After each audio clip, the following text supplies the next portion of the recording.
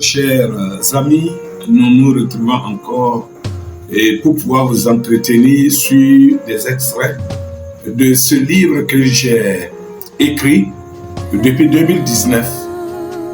Et il y a eu jusqu'à 5 livres qui ont été écrits. Et les livres comme École de fourmis et puis Guide pratique de la poursuite des infractions douanières sont épuisés actuellement. Mais curieusement, des livres qui recèlent des secrets et qui recèlent des vérités qui pourraient nous aider. Les gens ont tendance à fuir ces livres-là parce qu'ils voient ce qui est écrit. Ils se disent que on veut les convertir au christianisme, on veut faire du prosélytisme.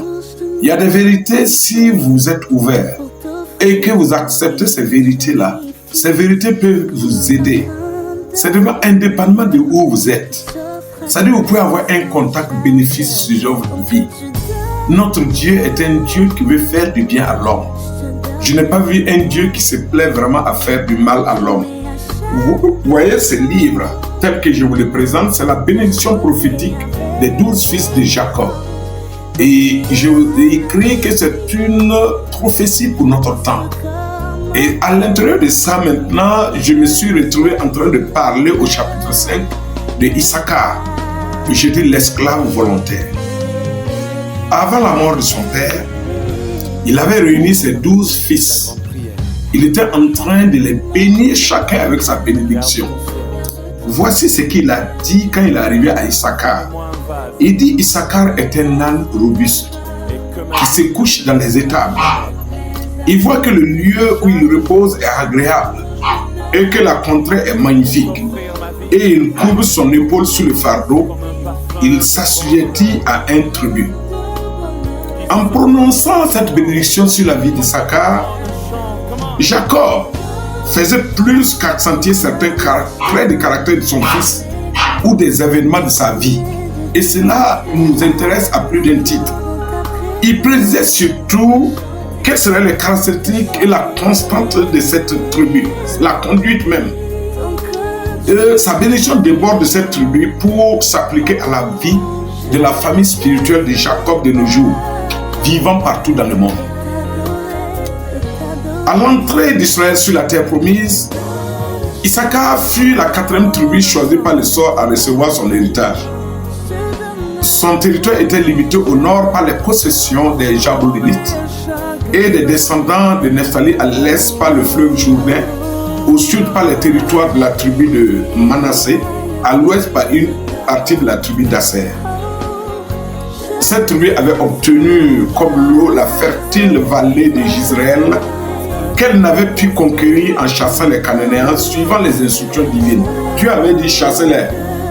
Et même ils n'ont pas voulu les chasser. Ça veut dire que Dieu vous donne des opportunités, des domaines à conquérir, des percées à réaliser. Il est derrière vous, mais la plupart du temps, on se laisse aller. C'est-à-dire que c'est comme si vous voulez qu'on vous donne à manger, et celui qui vous a donné à manger, il vienne encore et fait les boules de repas mettre dans votre bouche. C'était le cas d'Issachar. Donc la tribu d'Issachar donne l'impression d'être l'une des rares tribus avec les descendants de Simeon et de Benjamin à n'avoir même pas essayé de prendre possession de leur héritage promis. Ils se seraient peut-être contentés d'accords, lesquels auraient été conclus avec les anciens résidents du pays. Tous laissent penser qu'ils se seraient assujettis au paiement du tribut. Les tribus qui sont engagées pour conquérir les portions du territoire après de violents combats face à des adversaires déterminés ont connu des fortunes diverses. Là n'est pas même le problème. Toujours dans le livre, vous allez voir ces parties-là qui sont dites. Mais là où je vais arriver, c'est vous dire, il dit que Issachar est un âne. Regardez, dans nos parler de tous les jours, on dit quoi? Que l'âne espère que quand il va mettre bas, au moins ses propriétaires vont avoir pitié de lui, ils vont le laisser se reposer. Que Dieu vous éloigne de la bénédiction de l'âne, c'est ce qu'il dit. Porter une grossesse, c'est comme une bénédiction.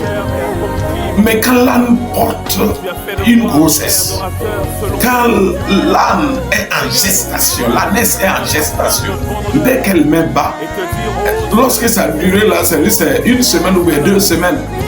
Mais non seulement elle a fini de mettre bas, on va mettre charrette encore sur son dos. Et puis on attend le prochain, son enfant, dès qu'il commence à grandir, ça dit elle met bas des esclaves, des ânesses, des ânes comme elle, pour faire le même travail. Si on applique ça à un homme, on dit à un homme que tu es comme un âne. Ça veut dire quoi? Tout ce que vous donnez comme effort, c'est comme si tous ces efforts-là, c'est les efforts d'un esclave. L'esclave, c'est qui? Ça dit que l'esclavage, le temps que la Bible parlait, il y avait ceux qu'on appelait les serfs. Il y avait ceux qu'on appelait au moins les esclaves, les captifs de combat. Il y avait aussi les forçats, ceux qui sont condamnés aux travaux forcés à perpétuité. Mais les serfs, en son temps, ce sont des personnes qui venaient louer les terres des propriétaires de terres. C'est-à-dire, ils vont travailler la terre. Dès qu'ils travaillent la terre, ils payent le propriétaire des terres. C'était une forme d'esclavage. Des fois, quand ils étaient au bout, ils vendaient leurs propres enfants. Et cette bénédiction, pourquoi je dis ça, déborde aujourd'hui pour arriver à notre génération. Est-ce que notre vie n'est pas en train de reproduire la même prédiction de Jacob envers son fils Issachar? Ne sommes-nous pas en train de devenir un Issachar? Et qu'est-ce qui se passe? Il se trouve que les serfs en son temps ne pouvaient jamais devenir propriétaires du moyen de production qu'ils utilisaient. C'est-à-dire qu'ils venaient, ils travaillaient pour le propriétaire du champ. Des fois, ils travaillaient pour rembourser des dettes. Des fois, ils travaillaient, c'est-à-dire que ça se répétait constamment toute leur vie. C'était comme pour travailler, donner le fruit du travail à quelqu'un, et eux-mêmes, ils ont toujours de quoi pour survivre. Oui, nous avons évolué aujourd'hui et nous sommes arrivés à ce qu'on appelle l'esclave des temps modernes. Est-ce que vous, mon frère et moi, ne sommes-nous pas en train de devenir des hommes qui ont la bénédiction d'Issachar? Est-ce que tous vos efforts, ce n'est pas pour payer des crédits de banque? N'êtes-vous pas devenir des esclaves des temps modernes? Ça veut dire qu'à force de prendre des crédits, et puis prendre des crédits pour racheter des crédits, qu'est-ce qui se passe? Il se trouve que le minimum qui vous reste est difficile encore pour pouvoir survivre. Vous devenez encore entre les mains des usuriers. Doucement et tranquillement, qu'est-ce que vous êtes devenus? Ça veut dire que vous êtes devenus des gens qui travaillent même pour des banques, pour des usuriers. Vous travaillez jusqu'à la fin du mois, vous faites tous les efforts, vous êtes besogniers, vous vous tuez à la tâche, mais le fruit de ce que vous gagnez est entre les mains d'autres personnes. Vous n'en jouissez pas. Non seulement vous n'en jouissez pas, les enfants aussi que vous mettez au monde, vous les conditionnez, vous les mettez dans la même situation.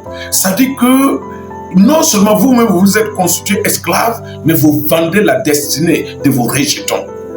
Hey, ce que je veux vous dire aujourd'hui, il faut prendre la décision de sortir de l'endettement, surtout prendre des prêts, des crédits pour des consommations, des prêts pour des fêtes, des prêts pour acheter des biens qui se gâtent. Non, si vous devez prendre des prêts aujourd'hui, prenez des prêts qui vous permettent de vous sortir des prêts. J'ai vu des gens, ils croient qu'ils sont bien faits. Vous voyez, vous avez un salaire modeste. Au lieu de penser à tout ce qui peut vous générer des sous, à vous générer des ressources complémentaires, imaginez-vous, vous avez un salaire de moins de 150 000 francs. Vous partez, vous prenez un crédit de 5 millions ou bien 2 millions pour payer une parcelle. C'est-à-dire, si vous avez 150 000 et qu'on doit couper 50 000 francs par mois, il faut combien de mois pour pouvoir, il faut au moins à peu près 150 mois pour pouvoir solder au moins le prêt de 5 millions pour payer la parcelle. Vous savez, les parcelles qui sont payées aujourd'hui à 5 millions, ce n'est pas les promoteurs immobiliers, ce n'est pas vraiment les parcelles loties que nous trouvons dans nos villes. D'accord. Vous prenez le crédit sur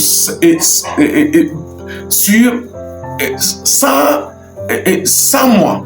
C'est ce qu'il dit, 50 000 francs par mois. Au moins, par 100 mois, ça fait 5 millions. Les intérêts, là, c'est combien? Donc, je me dis que 120 mois, 150 mois, c'est ce que vous allez faire. Et 120 mois, ça veut dire quoi? Ça veut dire 10 ans. C'est ce que ça veut dire. Pendant 10 ans, vous devez rembourser l'argent de cette parcelle vide, nue, que vous avez prise. Si vous avez la chance et que le gouvernement ne vous le retire pas, c'est une parcelle qui n'est pas mise à jour et qui n'est pas mise en valeur. Au bout de 10 ans, on les retire. Au bout de 5 ans, on les retire. Ça, c'est les délais légaux. Bon, ok. Et vous attendez encore pour que ces prêts-là soient soldés et pour que vous partez prendre encore 5 millions pour commencer les fondations pour construire. Vous croyez que vous allez vous en sortir? Vous croyez que vous travaillez à pouvoir vous épanouir, avoir un lieu pour dormir? Non. Si vous avez pris ce prêt pour investir dans d'autres choses, je vous assure, même si vous avez payé des chèvres seulement, et que vous avez élevé ces chèvres, si vous êtes parti avec 5 chèvres au départ, que vous avez élevé ces 5 chèvres, au lieu de passer votre temps dans les buvettes, au lieu de passer votre temps dans les choses qui gaspillent, qui détruisent votre vie, si vous avez investi sur quelque chose qui génère au moins des ressources complémentaires, vous allez voir que vous allez réaliser petit à petit les choses que vous aspirez. S'il vous plaît, je ne me moque de personne. Je pense que mon rôle d'évangéliste, je pense que mon rôle de grand frère, je pense que même mon rôle de frère vous conseille à dire attention aux prêts, attention au crédit facile qu'on nous donne, attention à cette routine de pouvoir aller se constituer prisonnier. Si vous voulez le faire pour vous-même, donc ne mettez pas des enfants au monde. Ils ne vous ont pas demandé de naître. Ne mettez pas au monde des esclaves comme l'ânesse, mais au monde des âmes qui sont destinés encore aux travaux pénibles. Donc, ce que je veux vous dire aujourd'hui, mon frère, ma soeur, c'est de vous inciter à vous inspirer, à travailler. Travailler, ça veut dire quoi? Sortir du règne de l'inconfort. Peut-être qu'actuellement, vous avez une difficulté passagère, ça ne tue pas. Vous n'êtes pas arrivé au bout. Il y a des gens qui travaillent beaucoup. Vous avez la chance de jouir d'un salaire. Vous avez la chance d'avoir une opportunité extraordinaire de devenir une personne qui compte dans la société. C'est pourquoi je vais te conseiller. Il faut sortir de la zone du confort et puis maintenant aller contre la paresse. Vous voyez, j'étais au Nigeria une fois et j'ai rencontré, j'aime sortir pour aller rencontrer d'autres personnes, avoir de l'inspiration avec d'autres personnes. Comme j'aime vraiment les rencontres chrétiennes, j'ai été au Nigeria, c'était en 2011. J'ai rencontré l'évêque David Oyedepo qui était en train d'enseigner.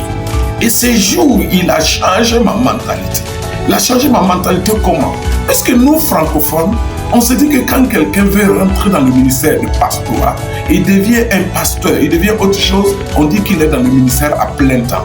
Et regardez, cet homme nous a interpellés du haut du pupitre. Il dit que lui, il ne comprend pas le terme ministre en plein temps. Ça dit, tu fais rien si ce n'est pas être pasteur. Tu fais rien si ce n'est pas que faire le travail de Dieu. C'est vrai. Mais il dit plein temps là, ça veut dire quoi? Est-ce que durant tout ce temps, tu es en train pleinement d'être utilisé par Dieu? Il dit que l'être humain a 24 heures par jour. Les 24 heures par jour, multipliées par 7 jours, il y a 168 heures par semaine. Et il a dit que nous avons 8 heures de temps pour dormir par jour. Et ceux qui travaillent, ils ont 8 heures de temps de travail pendant 5 jours ouvrables, ça fait 40 heures. Et donc, dans la journée, il y a 16 heures qu'on connaît pourquoi c'est utilisé. Et autour de ça, on prend 3 heures pour pouvoir manger. Mais il se trouve que les 5 heures de temps dont vous disposez, vous en faites quoi? Est-ce que les 5 heures de temps, vous prenez ça pour le gaspiller dans des endroits futiles? Est-ce que les 5 heures de temps, vous prenez tous ces 5 heures de temps devant la télé, devant des futilités? Mais c'est votre propre vie, c'est votre avenir que vous compromettez ainsi. C'est ce qu'il a dit. Et c'est ce qu'il dit. Lui, le jour qu'il s'est engagé pour être serviteur de Dieu à plein temps, ça dit qu'il ne peut pas comprendre que ses fidèles, eux, ils travaillent au moins 40 heures par semaine. Mais il dit un homme de Dieu, il prêche pendant combien d'heures? Il prie pendant combien d'heures? C'est-à-dire, il s'occupe de ses paroissiens pendant combien d'heures? Et le reste du temps, là, il en fait quoi? Et puis, il va dire qu'il travaille pleinement pour Dieu. Donc, il dit, lui, il ne peut pas supporter que ses fidèles donnent au moins 40 heures de leur temps dans les services et que lui qui est leur mentor, c'est lui qui leur donne l'exemple, puisse être quelqu'un qui travaille moins. Il dit que lui, il agit, il a 16 heures de temps de travail par jour. Il valorise le temps que le Créateur lui a donné. C'est ce qu'il dit. Il dit, bon, aujourd'hui, il se retrouve avec 300 000 fidèles qui fréquentent son assemblée. Je vous le dis simplement. Des fois, pour pouvoir sortir de votre situation, il faut faire travailler notre boîte crânienne. Il faut des fois faire recours à notre intelligence. Il dit, lui s'est retrouvé à un moment donné où il est débordé. Il a 300 000 membres de son assemblée et il y a des millions de par le monde. Qu'est-ce qui se passe quand il finit de prier, quand il finit de préparer ses sermons, il passe du temps de qualité pour écrire. Ce que lui, il a pour communiquer à sa communauté, c'est tout juste les gens qui sont là. Il y a 50 000 personnes qui rentrent dans son assemblée à chaque séance. Il doit faire 6 cultes dans la même journée. Mais les autres qui sont dans la ville de Lagos, qui sont au Nigeria, qui sont un peu partout dans le monde, ils voudraient au moins profiter des révélations qu'il lui donne. Et voilà ce qu'il dit. Il dit comme il ne peut pas toucher tout le monde, les révélations qu'il a, il écrit des livres presque chaque semaine.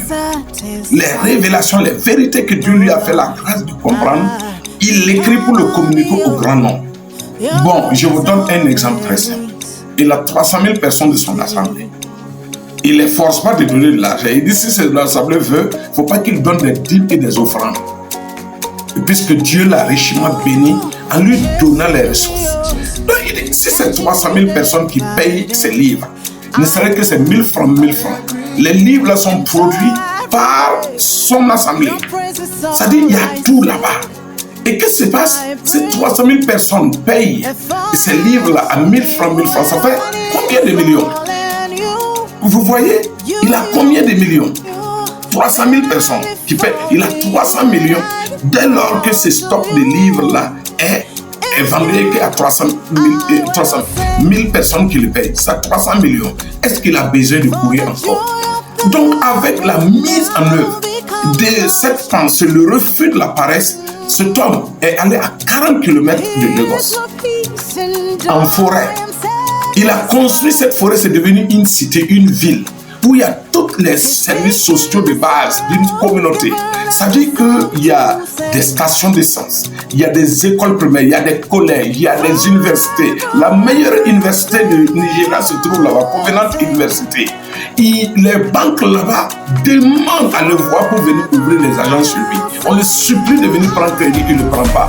Tout simplement, il a refusé le règne de la paresse. Faisons travailler notre cerveau. Donc, en regardant, en réfléchissant, c'est-à-dire en mettant des temps de qualité pour penser à nous-mêmes, pour penser à changer notre devenir, nous pouvons être des numéros, nous pouvons influencer notre milieu, nous pouvons impacter notre milieu. Mon frère, ma soeur, quittons la bénédiction d'Issachar. Ne soyons pas des ânes qui se reproduisent encore pour l'esclavage. Travaillons à sortir des chaînes. Je vous remercie et c'est avec plaisir que je vous présente ce merveilleux livre qui contient ces vérités. Merci beaucoup. Merci. Merci. Comment tu fais? On y va. Oui, va. Tu ne laisses rien tomber.